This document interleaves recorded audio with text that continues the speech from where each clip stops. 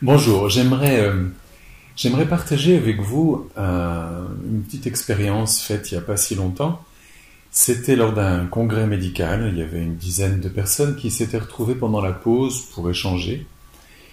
Et un de nos collègues s'est mis à raconter un rêve qu'il avait fait. Dans ce rêve, dans ce rêve, il était dans une forêt et puis une bête sauvage apparaît devant lui, un sanglier. Un gros sanglier tout noir avec des yeux tout jaunes, enfin un truc horrible. Et puis ce sanglier faisait mine de le charger, alors forcément le collègue nous raconte qu'il a couru dans l'autre sens, mais de l'autre côté il y avait un autre sanglier féroce. À gauche, à droite, de tous les côtés venaient des bêtes sauvages. Il était encerclé, et t'avais rien pour te défendre, lui demande un collègue qui était là. Si, j'avais un vieux fusil. Le vieux fusil rouillé de mon grand-père, et une seule cartouche. Ah, vous imaginez une dizaine de médecins qui écoutent cette affaire, des médecins qui connaissent très bien les théories psychiatriques de Dolto, de Abrams et d'autres, sur les relations générationnelles, le transgénérationnel, les,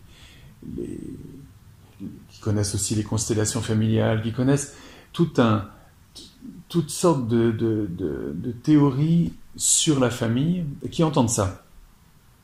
Ben, forcément, des questions viennent très vite.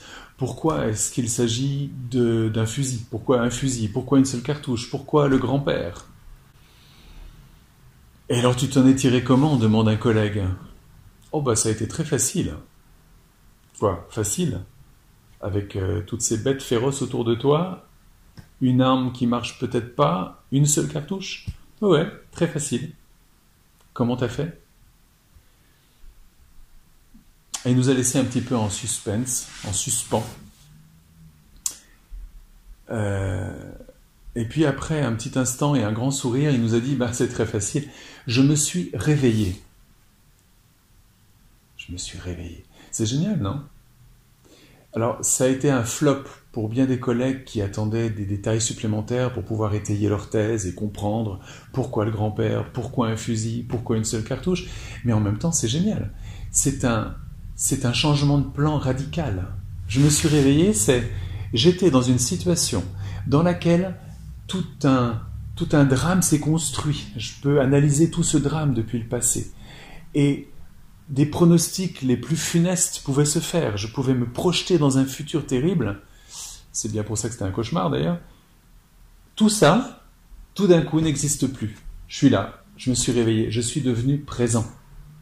Il n'y a plus à se projeter dans des choses terribles, il n'y a plus à analyser le pourquoi du comment. Je suis là, présent, et tout va bien. Se réveiller, c'est être présent. Être présent, c'est se réveiller. Alors, il est vrai que la plupart du temps, le matin, lorsque nous nous réveillons, nous pensons déjà à tout ce que nous avons à faire et nous pensons à tout ce qu'il y a eu avant et qui implique que nous ayons encore d'autres choses à faire après. Nous sommes pour ainsi dire jamais au présent. Toujours à penser à avant et à après, mais ici et maintenant, là, tout de suite, là où on pourrait se réveiller. À quel moment y sommes-nous?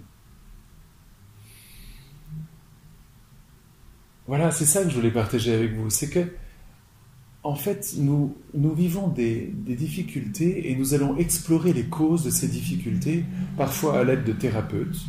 Et on se demande, est-ce que peut-être dans ma petite enfance, ou peut-être dans ma famille, ou peut-être dans ma génétique, ou je ne sais quoi, il y aurait la cause de tout ça? Bah non. La cause de tout ça, c'est qu'on n'est pas présent.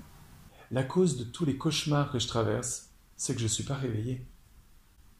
C'est que je ne suis pas capable d'être centré ici et maintenant. Je ne suis pas capable de me dire, non pas de me dire, de vivre le fait que ici et maintenant c'est le seul moment où je peux agir. Et que tout ce que j'imagine des suites et des conséquences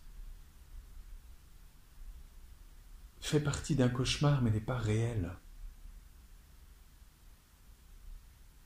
Quand on a peur en fait, on se projette ailleurs qu'au présent. Quand on doute, on n'est pas dans le présent non plus. Se réveiller, c'est trouver la compétence d'être présent. Je voulais vous rendre attentif là-dessus parce que, en fait, nous sommes tellement peu présents que nous sommes très peu attentifs à ce fait. Donc, je voulais vous raconter ça et je vous en souhaite une bonne réception. En vous souhaitant une bonne journée et un bon moment présent là tout de suite qui forcément ne peut être que bon puisqu'il est présent.